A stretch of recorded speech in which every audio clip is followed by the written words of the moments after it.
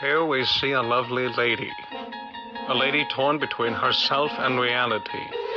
This lady Fleshwood is stuck in a world of her own, but the world is stuck in quarantine. With the ability to draw, she has entered a new dimension, the quarantine zone. The simulation, submitted by THEFLESHYVHS. POV. You're walking through an empty hotel hallway on your way to your hotel room. The lights flicker constantly, giving you an eerie feel that sends a shiver down your spine. A slow, droning noise creeps up to your ears, making you lightheaded in the process. You rapidly turn around. The drone stops. All that can be heard is your heavy breathing and the sound of lights flickering. Strange. There's no other noise. For a popular hotel, you are bound to hear people making noise, even in broad daylight. Not even the receptionist could be heard. You turn around on your heel and start making your way back to the front reception so you can escape this place, not bothering about your luggage. Something isn't right here, but you can't put your finger on it. Looking down, you hear footsteps, replicating yours. You stop. They stop. You don't want to look around to see what's behind you. All of a sudden, the lights turn off. No light can be seen anywhere, which made no sense. It's the middle of the day. You should be seeing light, should you not? You feel a sudden heavy breath on your neck, giving you enough courage to get out of there as fast as you can.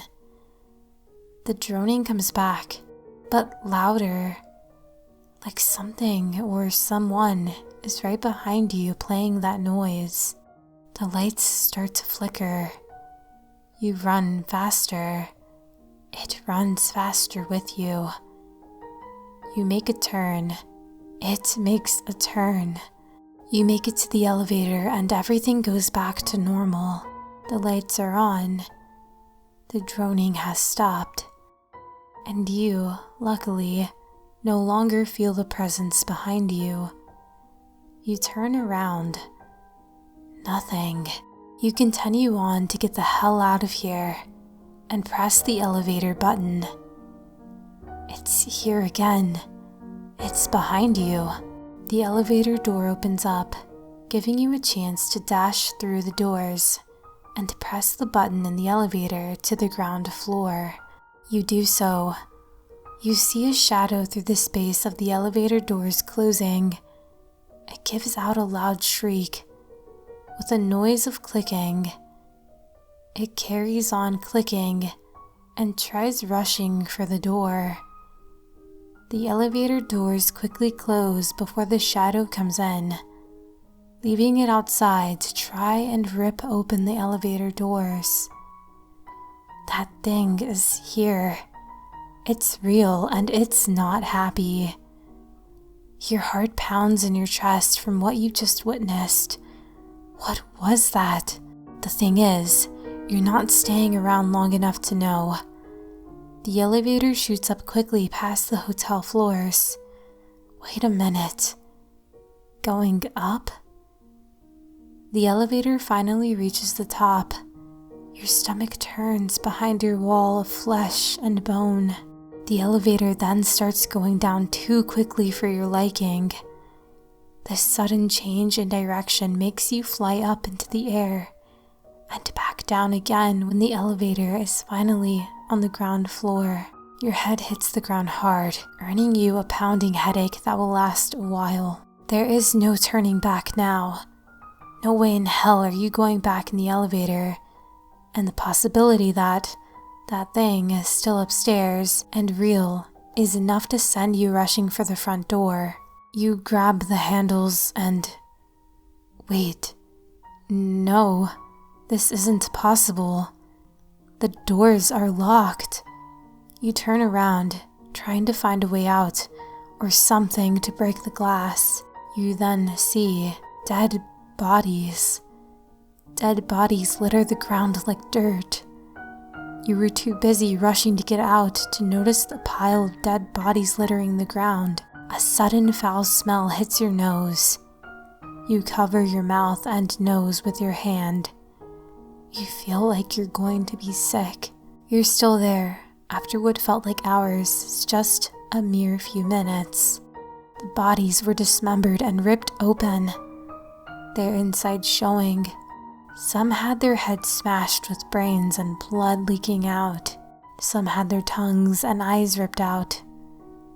But all had their bodies dismembered and their stomachs ripped open. After standing there for what seems like hours, you pull yourself together and gather up enough courage to try and break the doors down. You turn around to have a voice meet to your ears.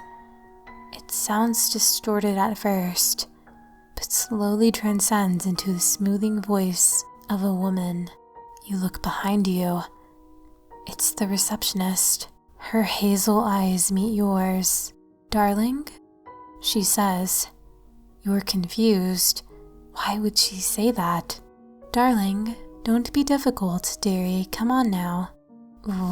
What? You reply. Her face twists into a face of anger, leaving her once calming presence and facial expression.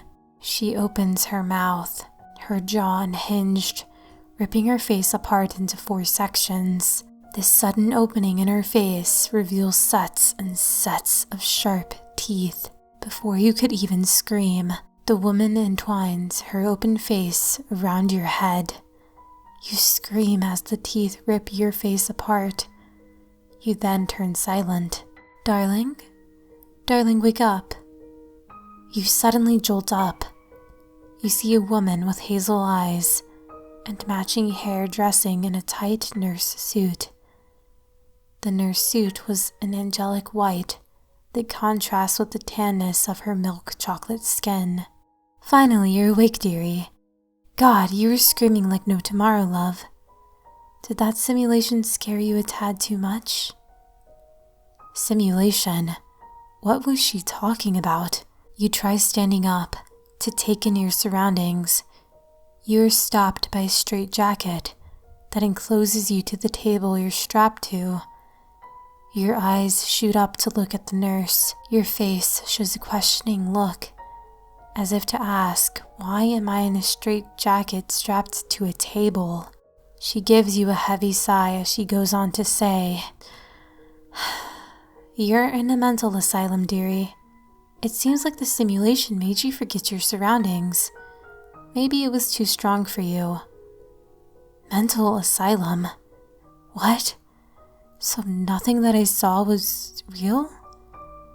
It felt like I was there. What simulation was that?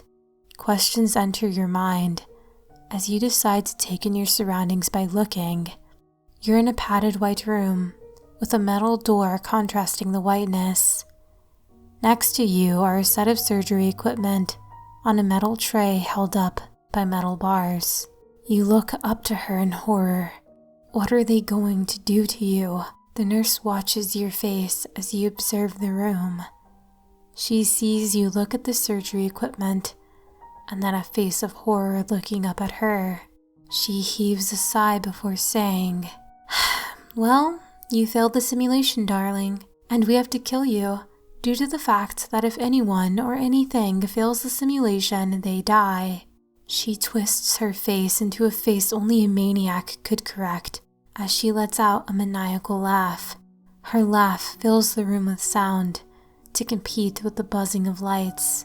Her laugh slowly dies down as she then says, "I persuaded it to let me have a little fun with you. You were a fun, persistent, and brave little one, but it seems your time is up, darling." You then carry on to watch in horror as she makes you feel pain that no human should ever feel. The feeling of your stomach being ripped open, the feeling of dismemberment, the feeling of being dismembered, the feeling of your eyes and tongue being ripped out. and then the finale of your head being smashed open into oblivion. A slow and painful death.